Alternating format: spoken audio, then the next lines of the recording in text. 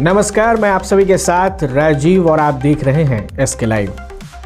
उत्तर बंगाल की राजनीति एक बार फिर अपने निर्णायक मोड़ पर खड़ी दिखाई दे रही है।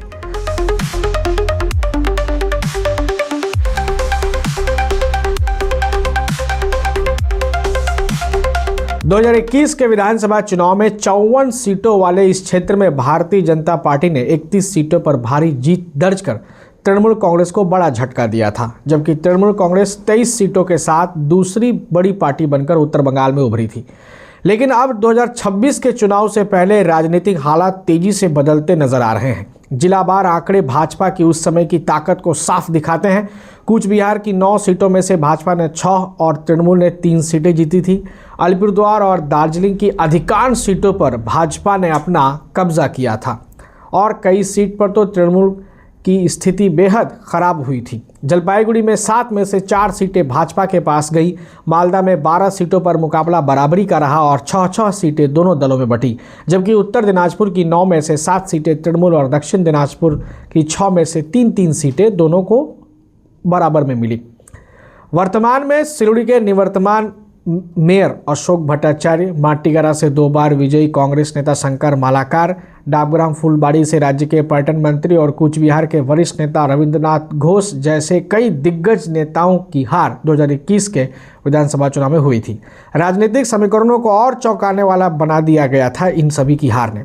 अब आने वाले दिनों में राज्य की माननीय मुख्यमंत्री ममता बनर्जी सिलीगुड़ी में महाकाल मंदिर के निर्माण कार्य का शिलान्यास करने का कार्यक्रम तय है, जो कि 16 जनवरी को होने हैं, जिसे केवल धार्मिक आयोजन नहीं बल्कि भाजपा के हिंदुत्व एजेंडे के जवाब में तृणमूल की रणनीतिक पहल के रूप में देखा जा रहा है।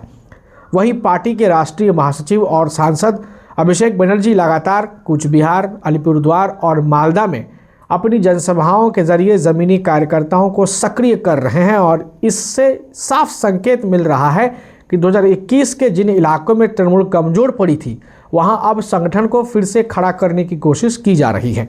दूसरी ओर भाजपा भी अपने कई दिग्गज नेताओं को लंबे समय के लिए उत्तर बंगाल में तैनात कर संगठन को मजबूत करने में जुटी है, लेकिन बदलती रणनीतियों, स्थानीय असंतोष और कड़े मुकाबलों के संकेतों के बीच तय माना जा रहा है कि 2026 में उत्तर बंगाल का चुनावी गणित 2021 जैसा एक तरफा तो नहीं रहेगा और यह क्षेत्र एक बार फिर पूरे पश्चिम बंगाल की सत्ता की दिशा तय करने वाला सबसे अहम रण क्षेत्र बन सकता है। अब देखना यह है कि 15 अप्रैल के बाद जब चुनाव परिणाम आएंगे तो उसमें उत्तर बंगाल में भाजपा को कितनी सीट मिलती है और तृणमूल कांग्रेस को कितनी सीट मिलती है, क्योंकि उत्तर बंगाल का एंट्रेंस माना जाता है। यानी कि उत्तर बंगाल में अगर किसी भी पार्टी को अधिक सीट मिलती है तो उसका कहीं ना कहीं फ़ायदा कलकत्ता में सरकार बनाने में ज़रूर होता था। 2021 के विधानसभा चुनाव में भाजपा भले ही चूक गई थी,